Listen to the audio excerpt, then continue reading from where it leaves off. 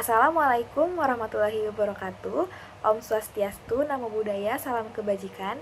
Yang terhormat Bapak Fajri Hamdani, SPD MM, selaku dosen pengampu mata kuliah pengantar manajemen.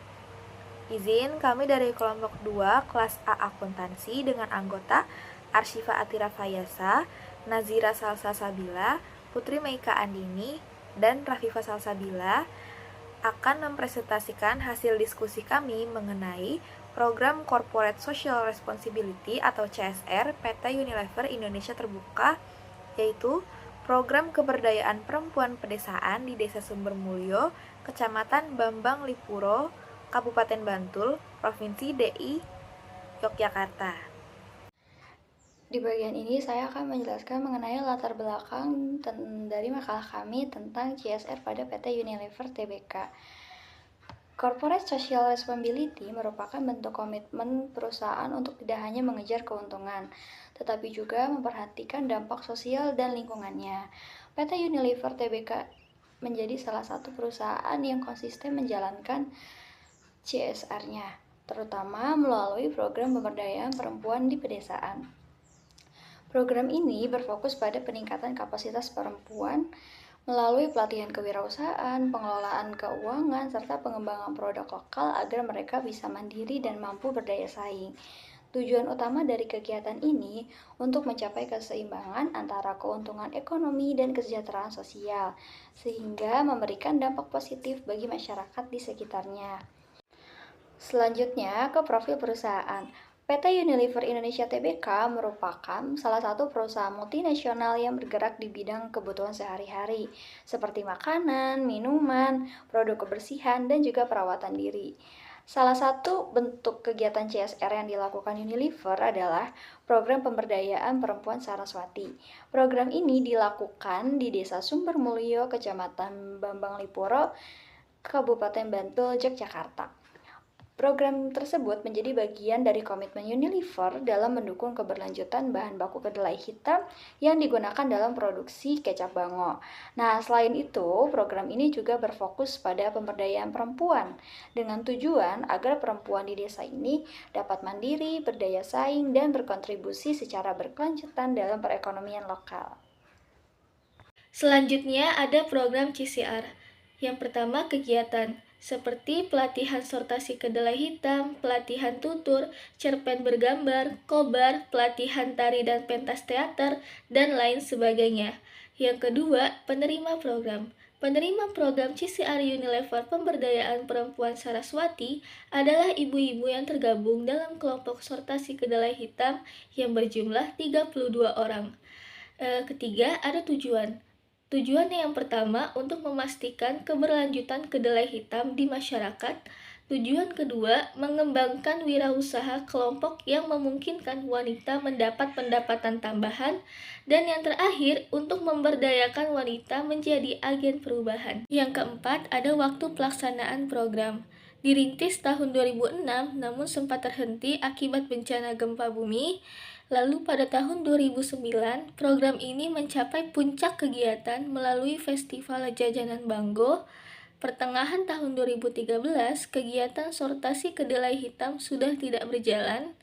Lalu pada tahun 2016, lepas pendampingan.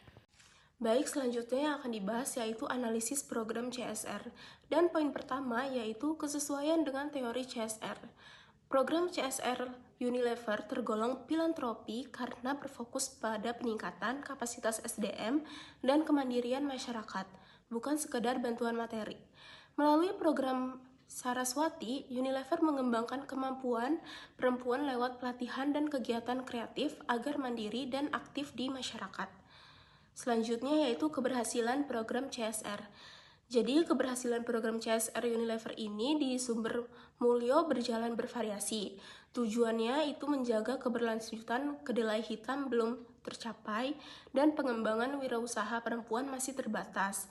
Namun, program berhasil memberdayakan perempuan sebagai agen perubahan, meningkatkan kepercayaan diri, dan partisipasi sosial. Secara umum dinilai positif, meski partisipasi menurun setelah program berakhir. Selanjutnya yaitu dampak program CSR terhadap masyarakat. Program CSR Unilever memberikan dampak positif bagi peserta, terutama dalam peningkatan kepercayaan diri dan keterampilan sosial.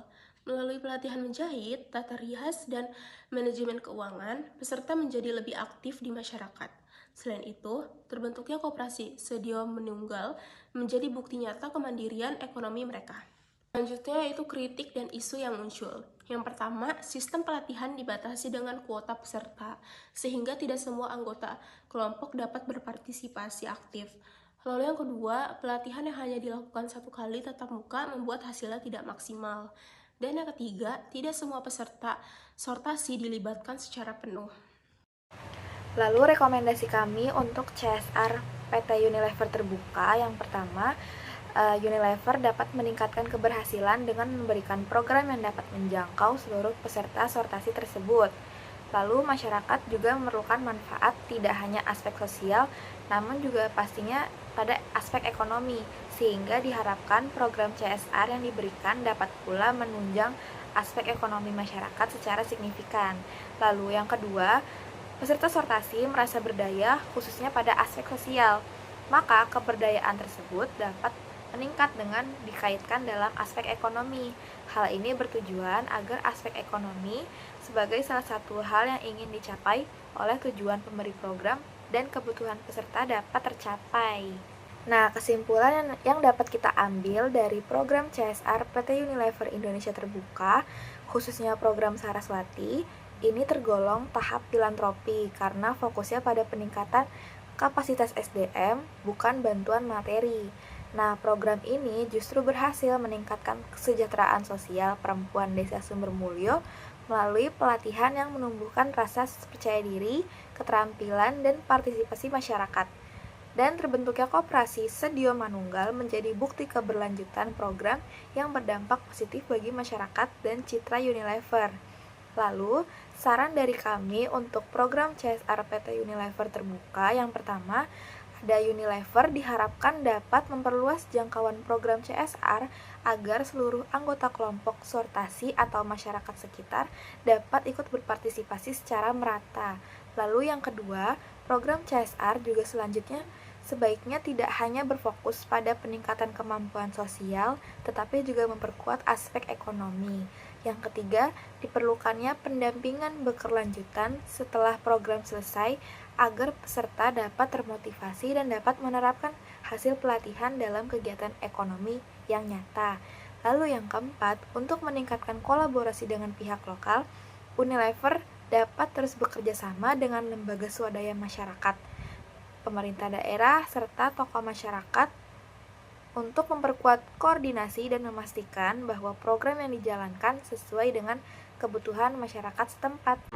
Baik, itu dia hasil presentasi dari kelompok kami. Kurang lebihnya mohon maaf. Wassalamualaikum warahmatullahi wabarakatuh.